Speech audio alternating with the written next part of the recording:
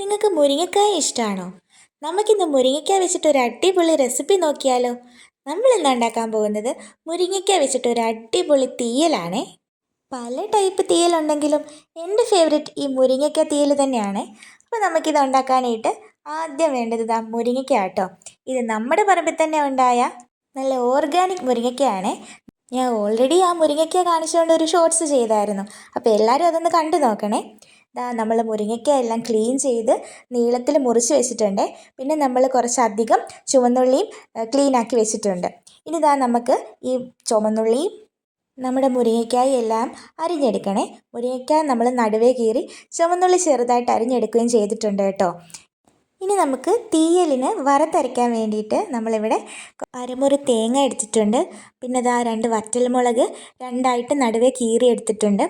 പിന്നെ almost 1 table സ്പൂണോളം മുളക് പൊടി നമ്മൾ എടുത്തിട്ടുണ്ട്. പിന്നെ കുറച്ച് മല്ലിപ്പൊടി എടുത്തിട്ടുണ്ട്. ഒരു 1/2 ടീസ്പൂണോളം മഞ്ഞൾപ്പൊടിയും നമ്മൾ എടുത്തിട്ടുണ്ട്.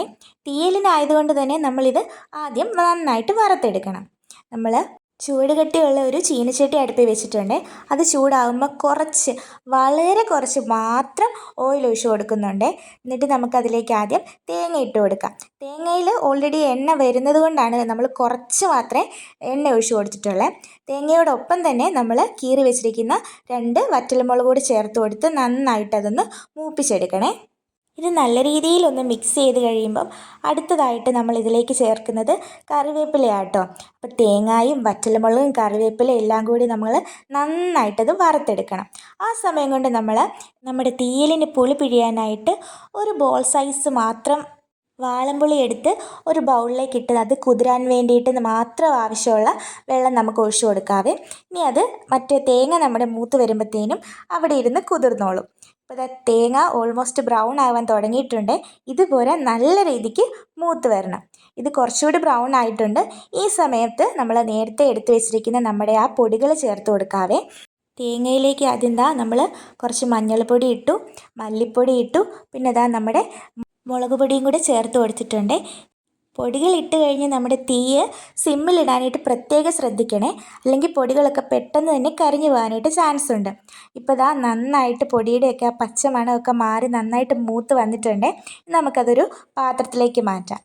ഇനി നമ്മൾ തേങ്ങ വറുത്ത അതേ ചീനച്ചട്ടിയിലേക്ക് തന്നെ കുറച്ച് ഓയിൽ ഒഴിച്ച് കൊടുക്കാവേ. വളരെ കുറച്ച് ഓയിൽ മാത്രമേ നമ്മൾ ഉപയോഗിക്കുന്നുള്ളേ. നിങ്ങൾക്ക് ഈ മുരിങ്ങക്കായ തീയൽ ഇഷ്ടമാണോ എന്ന് നിങ്ങളിങ്ങനെ ട്രൈ ചെയ്തിട്ടുണ്ടോ എന്നൊക്കെ ഒന്ന് താഴെ കമൻറ്റ് ചെയ്യണേ. നമ്മുടെ ചാനൽ സബ്സ്ക്രൈബ് ചെയ്യാനും മറക്കരുതേ. എണ്ണ ചൂടായി വരുമ്പോൾ നമ്മൾ നേരത്തെ അരിഞ്ഞ് വെച്ചേക്കുന്ന നമ്മുടെ ചുവന്നുള്ളി അതിലേക്ക് ചേർത്ത് കൊടുക്കാവേ. ചുവന്നുള്ളി ചേർത്തിട്ട് നന്നായിട്ടൊന്ന് മിക്സ് ചെയ്ത് വഴറ്റിയെടുക്കണം.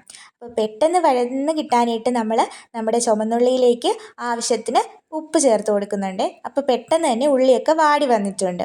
ഇനി ഈ വാടിയ ഉള്ളിയിലേക്ക് നമ്മൾ നേരത്തെ അരിഞ്ഞ് വെച്ചിരിക്കുന്ന നമ്മുടെ മുരിങ്ങക്കായ ചേർത്ത് കൊടുക്കാവേ.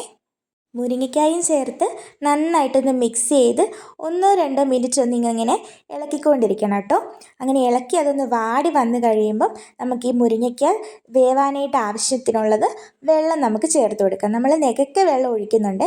മുരിങ്ങക്കായ നന്നായിട്ട് വെന്ത് വരണം. നെകക്കെ വെള്ളം ഒഴിച്ചിട്ട് നമുക്കിനി ഇതൊന്ന് മൂടി വെച്ച് വേവിച്ചെടുക്കാം കേട്ടോ. ഇനി ഇടയ്ക്ക് നമ്മളൊന്ന് വെന്തോന്ന് നോക്കണേ. നമുക്കൊന്ന് തുറന്ന് നോക്കാം. ഇത് ഓൾമോസ്റ്റ് നമ്മൾ ആയിട്ടുണ്ട്, വെന്ത് വന്നിട്ടുണ്ട്. മുരിങ്ങയ്ക്ക ഒന്നും അധികം വെന്ത് പോകണ്ട. വെന്ത് പോയാൽ മുരിങ്ങയ്ക്കായുടെ പുറത്തെ നാര് മാത്രം ആയിട്ടിരിക്കുവേ. ഓവർ കുക്കാകുകയും വേണ്ട, എന്നാൽ ഉള്ളൊക്കെ നന്നായിട്ട് കുക്കാകുകയും വേണം. ആ ഒരു പരുവത്തിലാട്ടോ എടുക്കേണ്ടത്.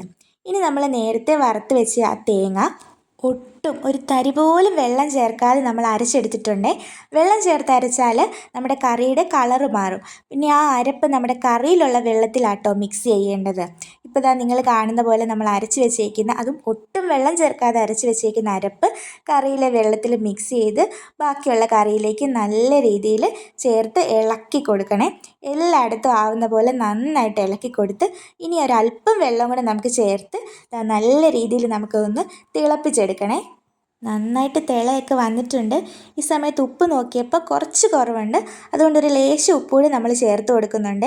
ഉപ്പെല്ലാം ചേർത്ത് നന്നായിട്ട് അതൊന്ന് എല്ലായിടത്തും ആവുന്ന പോലെ മിക്സ് ചെയ്തിട്ട് നമ്മളൊരു 5 മിനിറ്റും കൂടി ഇങ്ങനെ മൂടി വെക്കാതെ തുറന്ന് വെച്ച് തന്നെ ഒന്ന് തിളപ്പിക്കണേ. നന്നായിട്ടതൊന്ന് മിക്സ് ചെയ്ത് കൊടുക്കുകയും വേണം. എന്നാൽ നമ്മുടെ മുരിങ്ങയ്ക്കായും അതുമെല്ലാം ഒന്ന് കുഴഞ്ഞു പോകാതെ ശ്രദ്ധിക്കുകയും വേണേ. ഇനി അത് നന്നായിട്ട് തിളച്ച് വരുമ്പം നമ്മൾ നേരത്തെ കുതിർക്കാനിട്ടിരിക്കുന്ന നമ്മുടെ പുളിയില്ലേ, ആ പുളിവെള്ളം നമുക്കിതിലേക്ക് ചേർത്ത് കൊടുക്കാവേ. നമ്മൾ ആവശ്യത്തിന് പുളി ഒഴിച്ച് കഴിഞ്ഞു. ഇനി ആ പുളിയെല്ലാം നന്നായിട്ട് മുരിങ്ങക്കായിലെല്ലാം പിടിക്കുന്ന രീതിയിൽ മിക്സ് ചെയ്ത് കൊടുത്ത് ഒന്നും കൂടി നമ്മുടെ കറിയെല്ലാം ഒന്ന് തുറന്ന് വെച്ച് നന്നായിട്ട് തിളപ്പിച്ചെടുക്കണം കേട്ടോ. നിങ്ങൾക്ക് അതിനകത്ത് തിള വരുന്നത് കാണാം അല്ലേ. ഇപ്പം നല്ലൊരു സ്മെല്ല് വരുന്നുണ്ട്. ആ തേങ്ങയുടെ അരപ്പൂടെ ചേർത്തപ്പോൾ നല്ല ടെംപ്റ്റിംഗ് ആയിട്ടുള്ളൊരു സ്മെല്ല് വരുന്നുണ്ട്. നന്നായിട്ട് തിളച്ച് വന്നപ്പോൾ നമ്മൾ അതിലേക്ക് കുറച്ച് മാത്രം കറിവേപ്പിലയും കൂടെ ചേർത്ത് വെക്കുന്നുണ്ട്. ഇനി ആ കറിവേപ്പില ഫ്ലേവർ പോവാതിരിക്കാനായിട്ട് നമുക്കതൊന്ന് മൂടി വെക്കാം. ഇതാ നമ്മുടെ കറി ഇവിടെ റെഡി ആയിട്ടുണ്ട്. നല്ല അടിപൊളി രുചിയിലൊരു മുരിങ്ങയ്ക്ക തീയൽ സിമ്പിളായിട്ട് നമുക്ക് തയ്യാറാക്കി എടുക്കാവുന്നതേ ഉള്ളൂ. അപ്പോൾ ഇനി മുരിങ്ങയ്ക്ക കിട്ടുമ്പോൾ നിങ്ങൾ ഇങ്ങനെ ഒന്ന് കഴിച്ച് നോക്ക്. അടിപൊളി ടേസ്റ്റാണേ. നിങ്ങൾ ഇങ്ങനെയാണോ ഉണ്ടാക്കുന്നതെന്നൊക്കെ ഒന്ന് താഴെ കമൻറ്റ് ചെയ്യണേ. അപ്പോൾ ഈ റെസിപ്പി നിങ്ങൾക്ക് ഇഷ്ടമായാൽ ലൈക്ക് ചെയ്യാൻ മറക്കരുതേ. കൂടാതെ സബ്സ്ക്രൈബ് ചെയ്ത് സപ്പോർട്ടും ചെയ്യണേ. നിങ്ങളുടെ ഫ്രണ്ട്സിലേക്കും ഈ വീഡിയോ ഒന്ന് ഷെയർ ചെയ്ത് കൊടുക്കണേ.